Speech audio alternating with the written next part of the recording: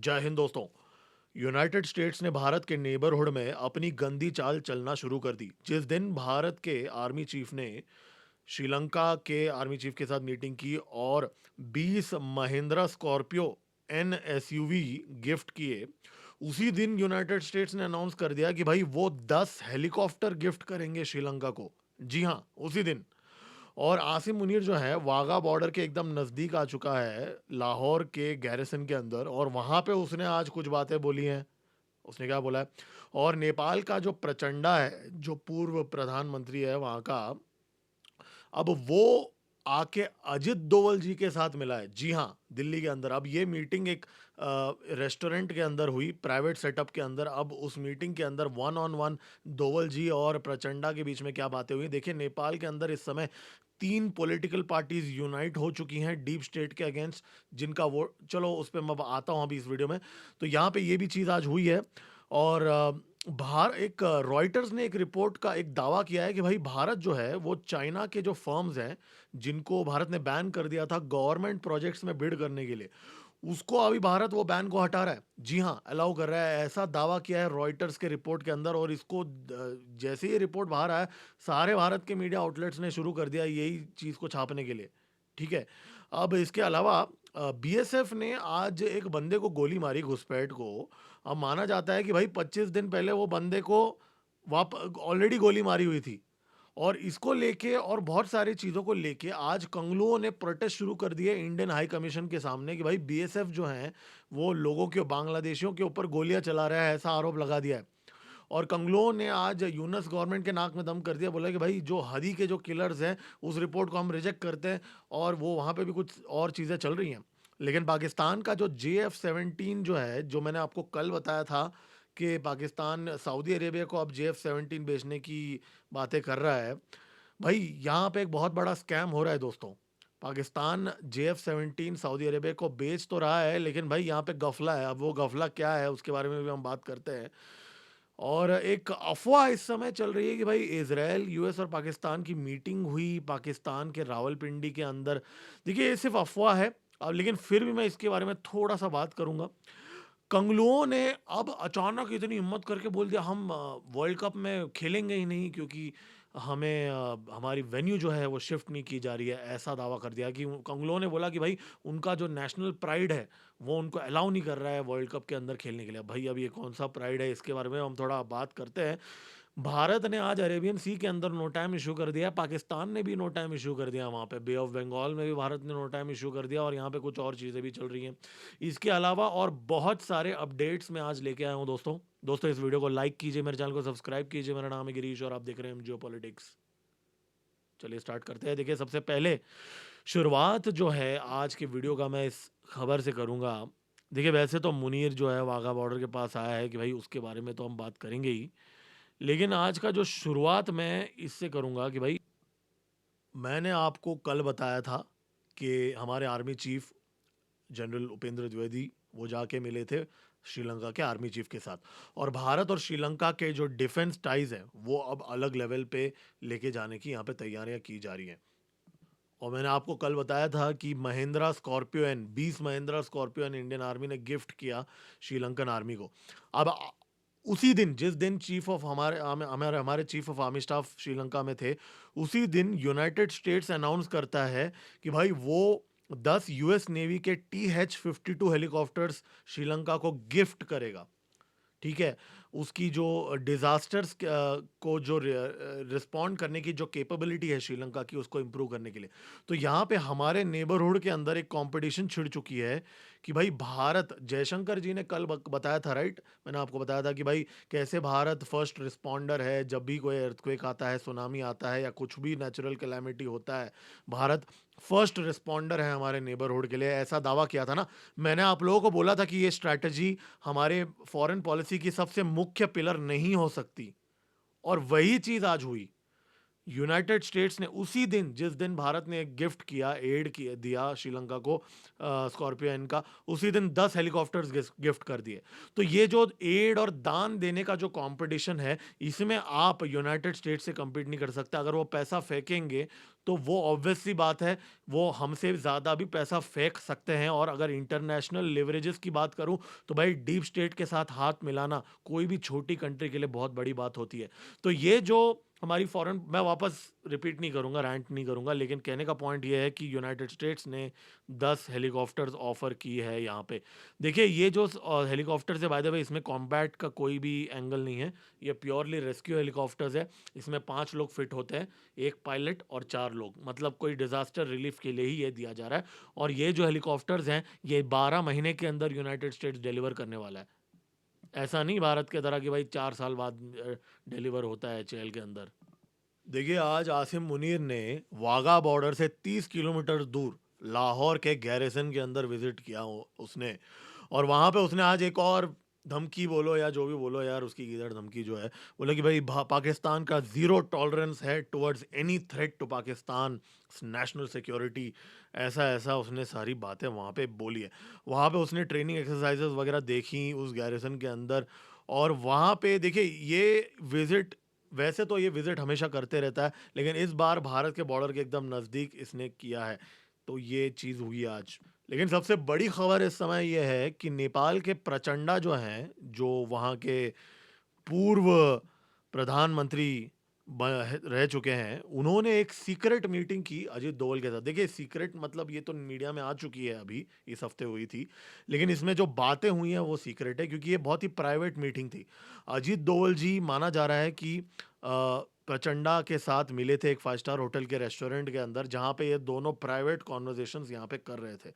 देखिए इस समय नेपाल के अंदर प्रचंडा जो है उसने जो नेपाल कम्युनिस्ट पार्टी का पार्ट है, राइट, उसने केपी ओली के पार्टी के साथ अलायंस कर लिया है। इतना ही नहीं, उसने शेर बहादुर द्यूबा, जो दूसरा पूर्व प्रधानमंत्री बन चुका है, उसके साथ भी अलायंस कर लिया है। तो अगर हम इन तीनों पार्टीज का अगर वोट शेयर पिछले इलेक्शन में जोड़ दें, तो ऑलमोस्ट 67% वोट शेयर आता है, मतलब 70% के आसपास वोट शेयर आता है। तो नेपाल का जो जितने भी ओपोजिशन, मतलब ओपोजिशन ही नहीं, सारे पॉलिटिकल पार्टीज है, वो यूनाइट हो चुके हैं इस समय डीप स्टेट के अगेंस्ट, क्योंकि उनकी फट चुकी है कि भाई उनकी भी हालत कहीं बांग्लादेश के कंगलों जैसी ना हो जाए। इसलिए जो अपोजिशन पार्टीज है, उन्होंने आपस में एक ग्रुप बना लिया है। प्रचंडा, ओली और शेर बहादुर देवबा, इन तीनों ने जॉइंट फोर्सेस कर लिया है। और अगला सरकार मोस्ट लाइकली इनके अलायंस का ही बनेगा।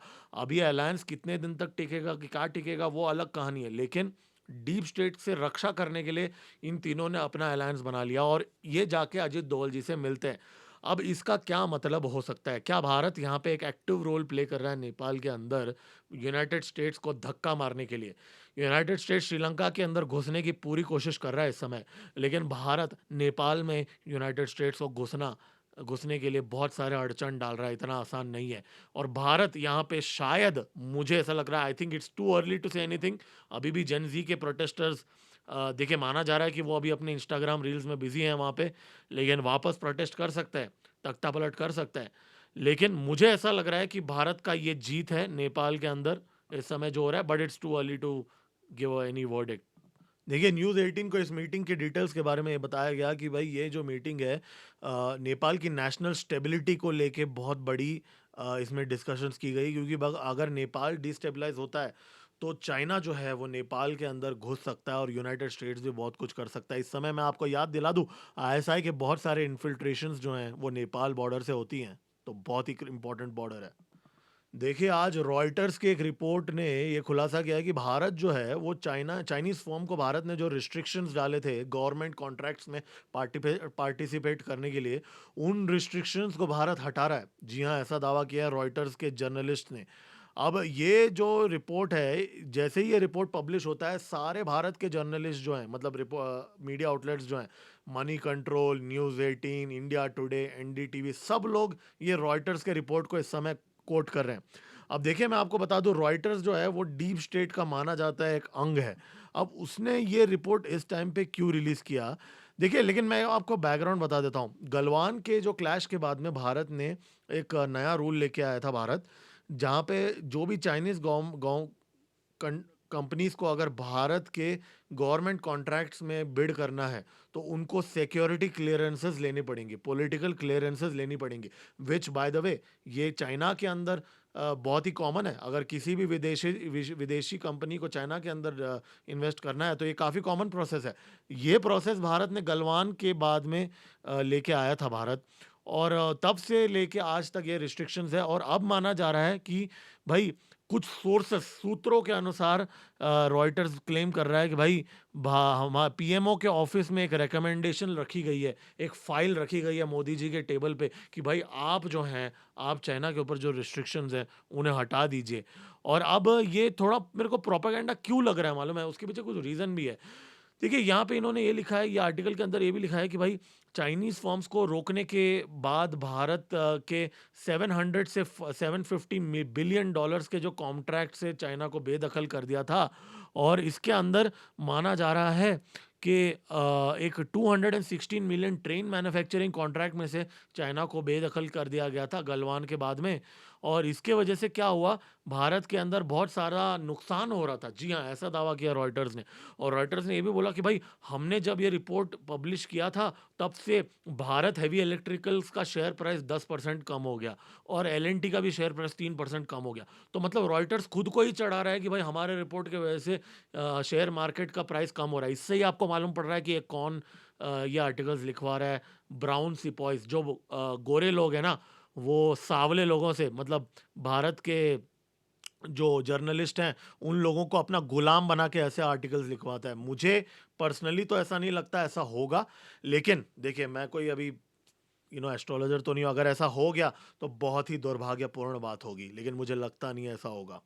और ये आर्टिकल के अंदर इन्होंने बोला भाई former cabinet secretary Rajiv Gauba नाम का जो व्यक्ति है वो एक हाई लेवल कैबिनेट कमेटी का पार्ट है जो लीड कर रहा है स्टडी करने के लिए, और उसने ये रिपोर्ट प्राइम मिनिस्टर के टेबल पे रखी हुई है। ठीक है, ये कोई फाइनल कंफर्मेशन नहीं है, ऐसा इसी आर्टिकल के अंदर लिखा हुआ है, लेकिन हेडलाइन में ऐसा दिखाया जा रहा है कि भाई भारत क्या क्या कर रहा है। और देखिए रॉयटर्स का क्या होता है ना, मैं आपको बताऊं, वो एक उनका एक न्यूज़ का सोर्स भी होता है ना। बाकी न्यूज़ आउटलेट्स उनका फीड को सब्सक्राइब करते हैं। तो कोई भी प्रोपागेंडा अगर आपको प्लांट करना होता है तो डीप स्टेट अक्सर रॉयटर्स का इस्तेमाल करता है। चलिए अब कंगलों पे आऊँ कि पाकिस्तानियों पे आऊँ? चलो कंगलों पे थोड़ा ख़त्म करते हैं, फिर कॉमेडी सेक्शन करते हैं, फिर पाकिस्तानियों पे जाते हैं, हमें हमेशा की तरह। तो अब कंगलों ने आज क्या कर दिया भाई, सबसे पहले उन्होंने बोला भाई, हाँ, आईसीसी ने उनको जवाब दे दिया कि भाई मैच को का जो वेन्यू है, बांग्लादेश के जो मैचेस का जो वेन्यू है वो भारत से शिफ्ट करके किसी और देश में जैसे श्रीलंका है वो करना हम नहीं करेंगे, ऐसा आईसीसीआई ने मना कर दिया। इसके तुरंत बाद बांग्लादेश की जो सो कॉल्ड क्रिकेट बोर्ड है उन्होंने रिस्पॉन्ड किया कि भाई हमारा नेशनल प्राइड जो है उसको कॉम्प्रोमाइज़ करके हम क्रिकेट नहीं खेलेंगे। बांग्लादेश जो है वो एक क्रिकेट प्रेमी देश है, लेकिन हम अपना नेशनल प्राइड को इसमें ये नहीं करने देंगे। लेकिन तो अभी यहाँ पे बांग्लादेश का अभी उन्होंने ये तो नहीं बोला है कि हम पार्टिसिपेट नहीं करेंगे, लेकिन इसका मतलब तो ये आ रहा है कि भाई वो नहीं खेलेंगे। अब कंगलों के पास उतनी हैसियत है कि भाई चवन्नी जो उनको मिलेगी उसको वो मना कर दें, वो देखना पड़ेगा। और देखिए यहाँ पे कुछ 2-3 रीज़न्स है, ऐसा नहीं है कि भाई सिर्फ़ आईसीसी हमारा बंदा है, हमारा बंदा बैठा हुआ है आईसीसी में, इसकी वजह से ऐसा हो रहा है। मतलब जैसा अ, देखिए अभी फ़िलहाल बांग्लादेश के प्लेयर्स को कोई सिक्योरिटी थ्रेट एज़ सच है नहीं। कौन अटैक करेगा यार कंगलों के ऊपर, अपना गोली क्यों बर्बाद करेगा कोई? कंगलों को कोई खतरा नहीं है भारत के अंदर। हाँ, वो बात अलग है कि हम लोग ऐसे सोशल मीडिया में उनकी बुराई करते हैं क्योंकि वो सेवन सिस्टर्स लेने की बात कर रहे हैं, वो अलग बात है। लेकिन कोई उनके ऊपर बॉम्ब नहीं फोड़ने वाला भारत के अंदर। तो पहली बात तो कोई सिक्योरिटी थ्रेट उनको है नहीं। दूसरी बात यहाँ पे ये है कि भाई जो वेन्यूज़ का चेंज करना इतना लास्ट मिनट में बहुत मुश्किल होता है। और तीसरी बात ये है कि भाई ये प्रेसिडेंट भी नहीं रखना चाहते कि भाई हर बार हर टीम बोल दे कि भाई हमें नहीं खेलना है, हमें नहीं खेलना है। चलो जी, अब पाकिस्तानियों पे आते हैं भाई। अब यहाँ पे भाई इन लोगों का ना कुछ जुगाड़ और स्कैम चलते रहता है हमेशा। अब आज इन्होंने ये खुलासा किया, देखिए कल भी मैंने बताया था वैसे तो इसके बारे में, लेकिन आज कुछ नए डिटेल्स पब्लिश हुए हैं मीडिया में कि भाई $4 बिलियन का डील है और पाकिस्तान JF-17 वॉर प्लेन्स को बेचेगा सऊदी अरेबिया को। ठीक है, पहली बात तो ये डील का थोड़ा डाउट लग रहा है, वो क्यों लग रहा है वो मैं बाद में आता हूँ, पहले ये स्कैम बताता हूँ।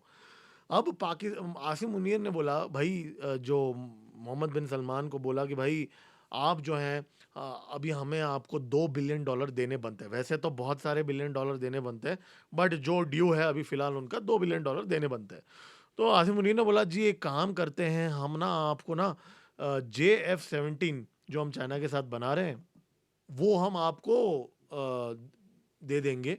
उसका एक अनस्पेसिफाइड क्वांटिटी है, माना जा रहा है 2 स्क्वाड्रन, तो वो हम आपको दे देंगे। आप ना ये $2 बिलियन जो है इसको माफ़ कर दो, ठीक है? $2 बिलियन हमें आपको देने हैं। आप हमसे हमको आपको देने हैं और आप हमसे J-17 ले लो, हम आपको डिलीवर कर देंगे मैन्युफैक्चर करके, ठीक है? तो भाई सऊदी ने बोला भाई अच्छी बात है भाई, ये तो अच्छी बात है, हमको मिल रहा है इसके अंदर। तो भाई पाकिस्तानियों ने फिर बाद में बोला जी ये तो $2 बिलियन है, इसके ओवर एंड अबाउ एक और $2 बिलियन हमें चाहिए। उसमें हम मेंटेनेंस, स्पेयर पार्ट, सर्विसिंग और बहुत सारी जो चीज़ें हैं वो सारी चीज़ें हम इंक्लूड कर देंगे। $2 बिलियन का डील फाइटर जेट का, और बाकी जो एक्सेसरीज और बाकी जो एक लंबा सा लिस्ट, मतलब छोटी मोटी चीज़ों का चिल्लर का लिस्ट, ये सब मिला के $4 बिलियन का हम डील करेंगे आप लोगों के साथ। JF-17 हम सप्लाई करेंगे और आपका जो $2 बिलियन कर्जा है वो आप भूल जाओ। तो भाई अब यहाँ पे गेम ये है कि भाई $2 बिलियन वर्थ JF-17 बेचने की बात कर रहे हैं और ले रहे हैं $4 बिलियन। तो जो कैश सऊदी अरेबिया देगा $2 बिलियन जो कट के जो आएगा, उस उन पैसों से मैन्युफैक्चर करेंगे और वो जेट्स सऊदी अरेबिया को देंगे और माफ़ कराएंगे $2 बिलियन का लोन। तो भाई ऐसा स्कैम तो भाई आसिम मुनीर और पाकिस्तानी ही कर सकते हैं भाई। लेकिन सऊदी अरेबिया इतना बेवकूफ़ तो नहीं है कि वो भाई ऐसी बात वो मान भी लेगा इस समय, राइट? तो ये आर्म्ड फोर्सेस की जो प्रपोज़ल है, ये सऊदी अरेबिया क्यों मान रहा है भाई? तो मैं आपको एक हिंट दे देता हूँ। ये रिपोर्ट भी रॉयटर्स ने पब्लिश किया। जी हाँ, डीप स्टेट ने। जी हाँ, नो सरप्राइजेस। अब ये डील होगा कि नहीं, मुझे तो पूरी सीरियस डाउट है। मैं आपको लॉजिकली बताता हूँ। देखिए इस समय सऊदी अरेबिया की जो पूरी फ्लीट है वो यूनाइटेड स्टेट्स ही मतलब मेजॉरिटी सप्लाई करता है, राइट? F-35 की भी बातें चल रही हैं इस समय सऊदी अरेबिया को देने की, और इस टाइम डोनाल्ड ट्रंप तो बेचने के पूरे मूड में भी है। डोनाल्ड ट्रंप तो बेचेगा भाई, सबको बेचेगा। और पाकिस्तान की इस समय उतनी कैपेसिटी भी नहीं है कि इतने सारे फाइटर जेट्स मैन्युफैक्चर कर रहे। चलो वो मैं मान लेता हूँ 2 मिनट के लिए एक्सपैंड कर भी लेंगे। लेकिन यहाँ पे यूनाइटेड स्टेट्स क्या इसको अलाउ करेगा? देखिए पाकिस्तान को तो वैसे यूनाइटेड स्टेट्स ने अलाउ तो किया ही है यूएस के फाइटर जेट्स और चाइनीज़ फाइटर जेट्स रखने के लिए। लेकिन मैं आपको ये एक बात याद दिला दूँ, जब से पाकिस्तान पूरी तरीके से चाइना पे डिपेंडेंट हुआ है, तब से पाकिस्तान को यूनाइटेड स्टेट्स ने कोई भी नया F-16 फाइटर जेट नहीं बेचा। जो भी वो सपोर्ट दे रहे हैं वो एग्जिस्टिंग फ्लीट को ही दे रहे हैं। तो इन हालात के अंदर क्या यूनाइटेड स्टेट्स देखते रहेगा चाइना को सऊदी अरेबिया के अंदर इन्फ्लुएंस करने के लिए? लेकिन सऊदी अरेबिया के एंगल से अगर आप सोचें तो ये थोड़ा बहुत सेंस मेक भी करता है, क्योंकि अभी-अभी उनकी एक म्यूचुअल डिफेंस ट्रीटी भी हुई है सऊदी अरेबिया और पाकिस्तान के बीच में। तो ये जो डील है उस ट्रीटी के ऊपर एक बहुत ही अच्छे तरीके से बैठता है from a Saudi Arabia perspective, क्योंकि उनका डाइवर्सिफिकेशन भी यहाँ पे हो जाएगा। तो अगर ये डील हो भी जाती है तो इसमें कोई बहुत बड़ी सरप्राइजिंग बात नहीं होगी। हालाँकि ये डील अभी इस समय कन्फर्म नहीं है, लेकिन नेगोशिएशंस डेफ़िनेटली चल रही हैं। इसमें कोई 2 राहें नहीं है और स्कैम डेफ़िनेटली करने की कोशिश कर रहे हैं पाकिस्तानी यहाँ पे। और एक और एंगल भी इसमें यहाँ पे है, अभी वेनेजुएला का तेल, अब डोनाल्ड ट्रंप बोल रहा है कि भाई मैं वेनेजुएला से तेल निकाल के पूरे यूरोपियन नेशंस को भी बेचूँगा, पूरे दुनिया को बेचूँगा। तो अब वेनेजुएला का जो तेल है, दुनिया का सबसे ज़्यादा तेल वेनेजुएला के पास है, राइट? तो अब वेनेजुएला का तेल जब यूनाइटेड स्टेट्स को मिल जाएगा, और यूनाइटेड स्टेट्स का खुद के पास भी बहुत ज़्यादा ऑयल रिजर्व्स है, माना जाता है कि सीक्रेटली बोलूँ तो बहुत ज़्यादा है। तो क्या यूएस को उतनी ज़रूरत है इस समय सऊदी अरेबिया की जितना पहले था? तो इन हालात के अंदर अब मोहम्मद बिन सलमान को भी कल ऐसी कोई सिचुएशन ऊंच नीच हो गई यूएस के साथ, तो उसको भी थोड़ा बहुत लेवरेज चाहिए। तो इसलिए वो भी थोड़ा बहुत फ्लर्ट कर रहे हैं यहाँ पे पाकिस्तान के साथ। एक और भी एंगल बता दूंगा चलो। अब यूएई जो है वो भारत के साथ काम कर रहा है, और यूएई जो है वो इसराइल के साथ भी काम कर रहा है। अब सऊदी अरेबिया ने बॉम्बिंग कर दी यमन के अंदर, अब आज भी बॉम्बिंग की है।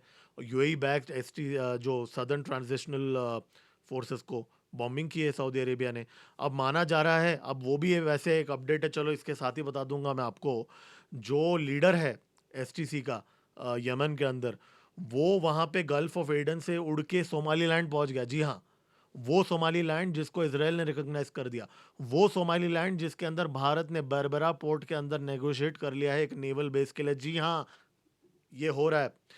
चाइना का जो वहाँ पे नेवी बेस है ना, डियागो ग्रासिया, सॉरी जिबूती, उसके एकदम नज़दीक बर्बरा पोर्ट में भारत नेगोशिएट कर रहा है। वहाँ पे अब यूएई बैक्ड एसटीसी का जो लीडर है वो वहाँ पे चला गया। अब वहाँ पे चला जाने के बाद अब वो तो डायरेक्टली सऊदी अरेबिया के अगेंस्ट काम कर रहा है, अलायंस के अगेंस्ट वहाँ पे काम कर रहा है। तो यहाँ पे सऊदी अरेबिया को यूएई का इन्फ्लुएंस जो है इस समय पाकिस्तान के अंदर, उसको भी तोड़ना है। तो उस एंगल से देखा जाए तो ये हो भी सकता है, यू नेवर नो। लेकिन रॉयटर्स को तो आप जानते ही हो, आग में घी डालने की आदत है। देखिए, आज कंगलों को लेके कुछ अपडेट्स हैं। बीएसएफ ने एक यंग यूथ, कंगलू यूथ को गोली मारा। अब इसमें मज़े की बात यह है कि वैसे तो एक कॉमेडी सेक्शन नहीं है, लेकिन एक कॉमेडी ही है एक तरफ से। ये जो बंदा है, लाल मुनीरहत बॉर्डर, जो हमारा जहाँ पे बांग्लादेश का मिलिट्री स्टेशन है ना, लाल मुनीरहत में, जहाँ पे चाइनीज़ एयर डिफेंस सिस्टम भी इस समय डिप्लॉय हो रहा है, वहाँ पे उस बॉर्डर पे गोली मारा है बीएसएफ ने। अब ये जो बंदा है रोनी माया मियाँ, ये 25 ईयर ओल्ड है। ये इसको अभी रंगपुर के हॉस्पिटल में एडमिट किया। ये बंदा जो है ना, 25 दिन पहले इस बंदे ने पैर पे गोली खाई थी बीएसएफ के द्वारा। जी हाँ, बीएसएफ ने इस बंदे को 25 दिन पहले पैर पे गोली मारी थी। ये बंदा 25 दिन बाद वापस बॉर्डर पे पहुंच गया घुसपैठ करने के लिए। इस बार इसको पेट में गोली मारी, अब वापस ये हॉस्पिटल चला गया। तो ये है हमारे कंगलू, ठीक है। दिमाग जो है वो घुटनों पे ही है उनके। अब बांग्लादेश वाले रोने लगे हैं कि भाई बीएसएफ को ड्यू प्रोसेस फॉलो करना चाहिए बांग्लादेशी घुसपैठियों को भेजने के लिए। ऐसा उनका रोना धोना आज चालू है वहाँ पे। और आज उनका जो गंदा सा जो लीडर है जिसकी मृत्यु हो गई थी, उसके जो सपोर्टर्स ने बोला भाई हम रिजेक्ट करते हैं चार्जशीट को जो ढाका पुलिस ने फाइल किया है। कि भाई उस चार्जशीट में बस ये उनकी गलती क्या है जी ढाका पुलिस की, भाई उसमें ये नहीं लिखा है कि भारत इन्वॉल्व है। उसमें ये लिखा है कि भाई पॉलिटिकल वेंजेंस के वजह से ये हत्या हुई है। अब इस बात पे हदी के जो प्रोटेस्टर्स है सो कॉल्ड, जिनकी दिमाग जो है घुटनों पे है, उन लोगों ने प्रोटेस्ट करना स्टार्ट कर दिया है यहाँ पे। और उन्होंने ये भी बोला कि भाई भारत के अगेंस्ट नारे लगाने वहाँ पे स्टार्ट कर दिए। और उन्होंने बोला कि भाई इंडियन हाई कमीशन की तरफ भी मार्च कर दिया। आज उन्होंने बोला एंटी हेगीमोनी प्रोटेस्ट है ये जी, भारत के खिलाफ, कि भारत का इन्फ्लुएंस बहुत ज़्यादा हो रहा है। अब धीरे धीरे मेरे को ना ये कंगलों के आईक्यू लेवल पे डाउट आ रहा है। वैसे तो इनकी आईक्यू लेवल पाकिस्तानियों से तो ज़्यादा है, बट आजकल इनकी हरकतें पाकिस्तानियों जैसी ही हो रही है। चलो जी, बहुत सीरियस बातें हो गई। अब कॉमेडी टाइम का समय आ गया। थोड़ा लेट आया, लेकिन भाई कॉमेडी तो करना ही पड़ेगा। और कॉमेडी माने हर बार तो पाकिस्तानी निकलता है। तो भाई आज का जो कॉमेडी वीडियो ये है, हर बार ये पाकिस्तान का डिफेंस मिनिस्टर आ जाता है। आज उनका डिफेंस मिनिस्टर ने बोला कि भाई टर्की जो है वो इजराइल का प्राइम मिनिस्टर नेतान्याहू को अगवा कर लेगा, किडनैप कर लेगा, जैसे ट्रंप ने वेनेजुएला के प्रेसिडेंट को किडनैप कर लिया। जी हाँ, ऐसा दावा किया है पाकिस्तान के so called defence minister Khawaja Asif ने। भाई मेरे को ना ये लोग पसंद है यार, बहुत एंटरटेनिंग लोग हैं ये लोग। जब बातें करते हैं ना, हंसा हंसी आ जाती है।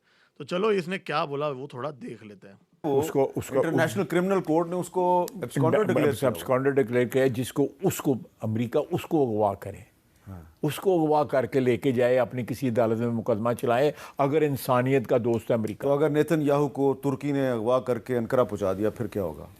वो इलीगल दुआ मंगो एनजीओ दुआ मंगो के एनजीओ कि तुर्की जरा चुक के ला जाए उन्होंने, और ये जो जो आगे सारा आगे पीछे का हिसाब जो है बराबर करे। भाई कुछ अलग ही दुनिया में है। इनको लगता है नेतान्याहू को तुर्की किडनैप करके एर्दोगान लेके जाएगा अनकारा के अंदर। भाई अलग लेवल। कौन सा ये लोग क्या क्या फूकते क्या है ये लोग। चलिए थोड़ा यूरोप पे आते हैं। अभी डेनमार्क के अंदर डेनमार्क के गवर्नमेंट ने बोल दिया है, मिनिस्ट्री ऑफ डिफेंस ने, कि 1952 का जो लॉ है वो हम इम्प्लीमेंट करेंगे। अगर ग्रीनलैंड के ऊपर हमला होता है तो डैनिश ट्रुप्स जो हैं वो फाइट करेंगे। जी हाँ, ये डिक्लेरेशन कर दिया है डैनिश मिनिस्ट्री ऑफ डिफेंस ने। मैं आपको याद दिला दूं, डोनाल्ड ट्रंप के एडमिनिस्ट्रेशन ने बोला है कि ग्रीनलैंड पे कब्जा करना उनकी ऑफिशियल पॉलिसी के अंदर है। तो क्या यहाँ पे एक बहुत ही अजीब सा फेस ऑफ होने वाला है। देखिए आज एक बहुत ही अनकन्फर्म सा एक हल्का सा रूमर आया था कि भाई यूएस और इजरायली इंटेलिजेंस की डेलीगेशन इस्लामाबाद के अंदर उनकी मीटिंग हुई और आसिम मुनीर ने उनको बोला कि भाई वो असिस्ट करेंगे इजरायली स्ट्राइक जो है जो ईरान के अंदर होने वाला है अगले 72 आवर्स के अंदर। तो ये बात का आज एक जावेद मरी बलोच नाम का एक ओरिजिनल सोर्स है इसका, उसने एक ट्वीट किया। ये एक जर्नलिस्ट है वहाँ पे, छोटा मोटा जर्नलिस्ट है। देखिए मैं आई मीन ये तो नहीं दावा करूंगा कि ये कम्प्लीटली गलत है या ऐसा है, क्योंकि ये सिर्फ एक रैंडम सोशल मीडिया हैंडल है जिसने ये दावा किया है। देखते हैं क्या होता है। देखिए पाकिस्तान ने 8 जनवरी से लेके मतलब आज और कल ये वीडियो के रिकॉर्डिंग के टाइम पे नो टाइम इशू कर दिया है। फायरिंग एक्सरसाइज होगा वहाँ पे, ठीक है। Live missile and gunnery firing practice Pakistan के नेवल शिप्स वहाँ पे करेंगे। भारत ने एक नो टाइम इशू कर दिया है बे ऑफ बंगाल में 12 जनवरी को। वापस यहाँ पे इस बार रेंज जो है मात्र 500 किलोमीटर दूर है। अब ये क्या है ये देखना पड़ेगा। भारत ने तीसरा एक नो टाइम भी इशू कर दिया है वेस्ट बे ऑफ अरेबियन सी के अंदर। जी हाँ, गुजरात के बॉर्डर के एकदम सामने वहाँ पे 20 जनवरी को नो टाइम इशू किया है। अब वहाँ पे क्या एक्सरसाइज होंगे वो भी हमें देखना पड़ेगा। देखिए आज रशियन मीडिया ने एक प्रोपेगेंडा बोलो या न्यूज़ रिलीज करना बोलो स्टार्ट कर दिया कि भाई 3 भारत के नेशनल्स उस रशियन टैंकर मरीनराम के अंदर है जिसको कब्जे में लिया है यूएस नेवी ने इस समय। हो सकता है यार इंडियन जो नेशनल्स जो हैं वो पूरी दुनिया में मर्चेंट नेवी में काम करते हैं। तो अगर किसी भी शिप में आज आप उठा के देख लो, there is a very high probability एक तो इंडियन आपको मिल ही जाएगा। तो ठीक है ना, इसमें क्या फ़र्क पड़ता है। हाँ, ये बात मैंने आपको बोलना भूल गया कि जो डेनमार्क की जो मिनिस्ट्री उन्होंने shoot first ask questions letter का डिक्लेरेशन दिया। मतलब जैसे ही कोई अगर डेनमार्क की टेरिटरी पे इन्वेड करता है उनको पहले गोली मारो और बाद में क्वेश्चन पूछो।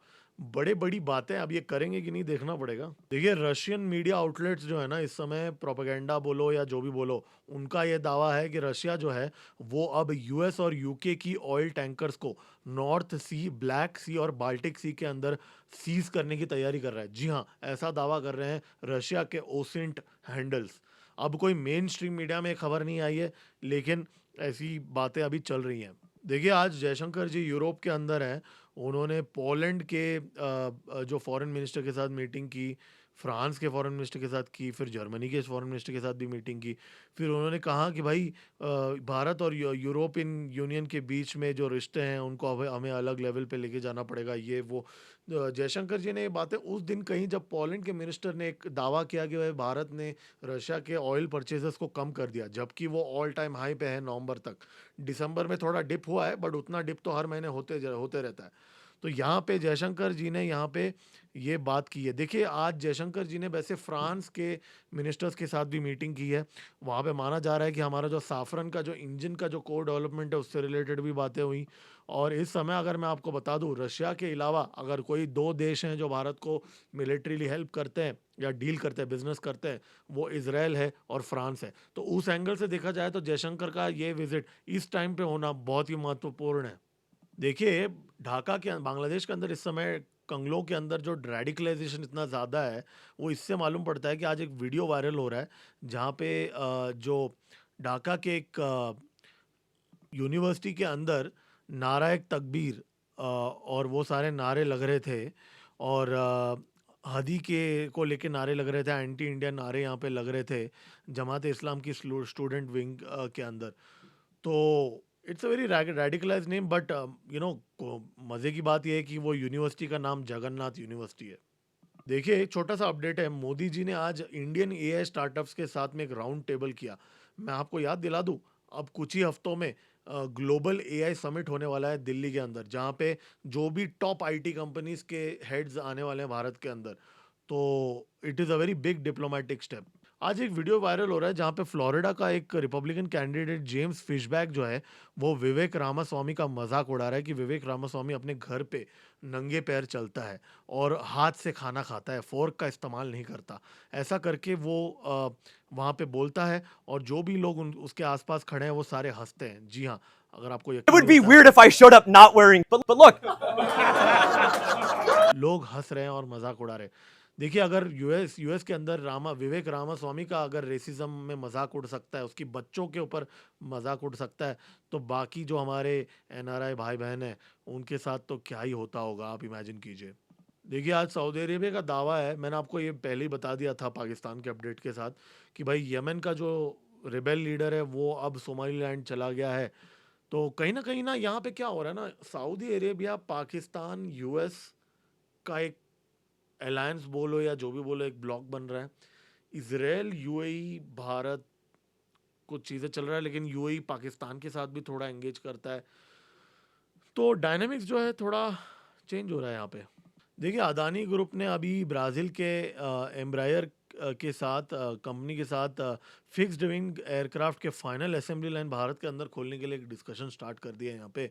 और ये भी एक आज अपडेट है। लेकिन मैं आपको एक बात बता दूं, आज मैंने एक डेडिकेटेड वीडियो बनाया है कि 500% टैरिफ जो है यूनाइटेड स्टेट्स भारत के ऊपर लगाने वाला है, चाइना के ऊपर लगाने वाला है और ब्राज़ील के ऊपर भी। इसके बारे में अगर अभी तक आपने वो वीडियो देखा नहीं, आप जाके देख सकते हैं। दोपहर को ही मैंने रिलीज़ किया था वो वीडियो। लॉकहीड मार्टिन ने 191 एयरक्राफ्ट डिलीवर किए 2025 में। भारत के एचएएल ने 5 किए। और अभी एक ब्रेकिंग न्यूज़ आई आई थी कि आज कि भाई चाइनीज़ एम्बेसी ने काबुल में जो है उसने अपने सिटीजन्स को बड़ाकस्तान और तखर को लीव करने के लिए कहा, मतलब ताजिकिस्तान में। तो यहाँ पे कुछ तो हो रहा है अफगानिस्तान का और ताजिकिस्तान के साइड से। तो देखिए, ये थे आज के अपडेट्स। तो देखिए, आज का मतलब मेजर चीज़ तो यहाँ पे ये है कि भारत क्या चाइनीज़ कंपनीज को अलाउ करेगा।